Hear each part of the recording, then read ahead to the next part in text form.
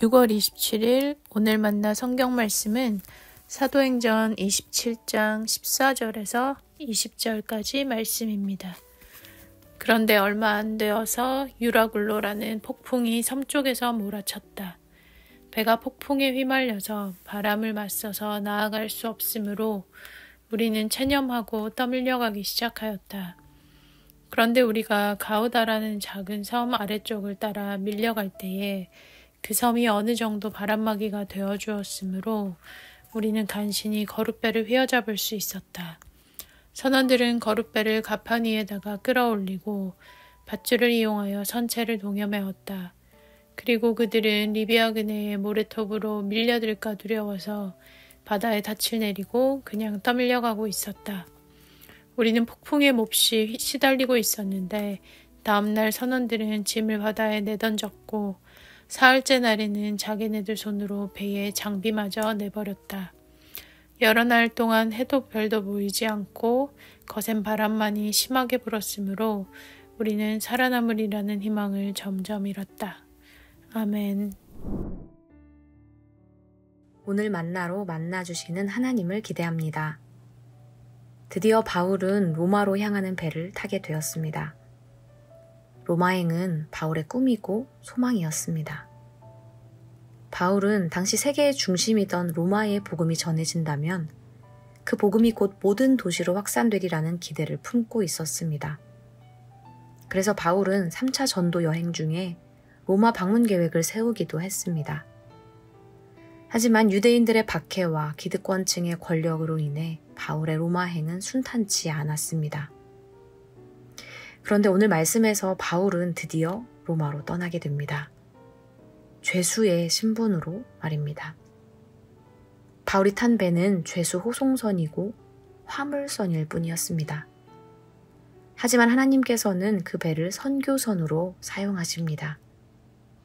복음 들고 소망을 품고 출항한 이 선교선은 과연 어떻게 그 사명을 감당하게 될까요? 오늘 우리가 함께 읽은 14절의 바로 앞절은 이렇습니다. 때마침 남풍이 순하게 불어오므로 그들은 뜻을 이룬 것이나 다름없다고 생각하고 닻을 올리고서 크레타 해안에 바싹 붙어서 항해하였다. 하지만 다음 절은 이렇게 이어집니다. 그런데 얼마 안 되어서 유라굴로라는 폭풍이 섬 쪽에서 몰아쳤다.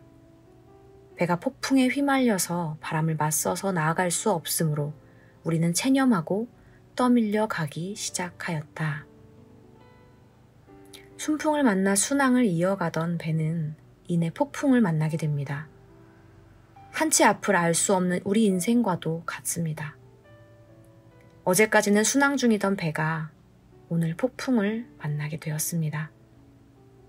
이리저리 흔들리는 배를 살리기 위해 선원들은 온갖 힘을 다했습니다. 밧줄로 선체를 고정하기도 하고 배를 가볍게 하기 위해 짐을 바다에 던지기도 했습니다. 하지만 오늘 말씀은 이렇게 마무리됩니다. 여러 날 동안 해도 별도 보이지 않고 거센 바람만이 심하게 불었으므로 우리는 살아남으리라는 희망을 점점 잃었다. 배에 탄 사람들은 할 수 있는 모든 일을 시도했지만 상황은 바뀌지 않았습니다. 여전히 바람이 불고 있었고 희망은 점점 사라지고 있었습니다. 이제 무엇을 어떻게 해야 할까요? 이 여정이 처음부터 잘못된 것은 아니었을까요? 잠시 멈춰서 다시 맨 앞으로 돌아가 보면 바울이 어떻게 이 배를 타게 되었는지, 어떻게 이 여정을 시작하게 되었는지를 깨닫게 됩니다. 우리가 배로 이탈리아로 가는 것이 결정되었다. 바울과 죄수를 백부장 율리오라는 사람에게 넘겨주었다. 백부장은 우리를 그 배에 태웠다. 로마행이라는 꿈을 이루며 출발한 바울은 사실 이 여정에서 아무런 결정권이 없었습니다. 배에 몸을 맡긴 채 그저 이끄시는 대로 피동적으로 움직이고 있었을 뿐입니다. 바울이 그동안의 꿈과 소망을 이루어가는 것 같았지만 그 모든 여정은 궁극적으로 하나님의 주도 아래 이루어지고 있었습니다. 선장도 선원도 배에 탄 모든 사람들도 희망을 잃고 좌절하고 있을 때, 배가 폭풍 중에 표류하고 있을 때 드디어 바울이 말하기 시작합니다. 여러분이여 안심하라. 절망 중에 있던 배에서 바울은 하나님의 구원과 소망을 전하기 시작했습니다. 상황은 변하지 않았지만 여전히 그 배의 주인은 하나님이셨습니다. 우리의 인생은 작은 배와 같습니다. 내가 선택하고 이루어온 여정인 것 같지만 돌아보면 그 배를 인도하시고 띄우신 분은 하나님이셨습니다. 어제까지는 순풍을 만나 순항하던 배가 하루아침에 폭풍을 만나 표류하더라도 여전히 그 배를 이끌어 가시는 분은 하나님이십니다. 그렇게 우리에게는 희망이 없어도 하나님께는 소망이 있습니다.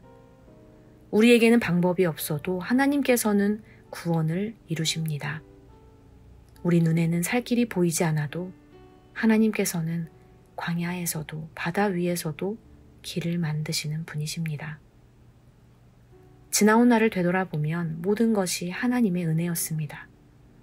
하나님께서 이끌어 주셨습니다. 폭풍을 지날 때, 희망이 사라질 때 여전히 우리를 놓지 않으시고 인생이라는 배의 키를 붙잡고 계시는 하나님을 신뢰하는 인생 되기를 소망합니다. 기도하겠습니다. 하나님, 폭풍을 만나 희망을 잃어가는 사람들의 모습 속에서 우리의 인생을 보게 됩니다. 상황이 아니라 하나님을 신뢰합니다. 우리가 아니라 하나님께 소망이 있음을 신뢰합니다. 오늘 하루도 망망한 바다 위를 의연하고 담대하게 가로지르며 나아가게 하옵소서. 예수님의 이름으로 기도합니다. 아멘.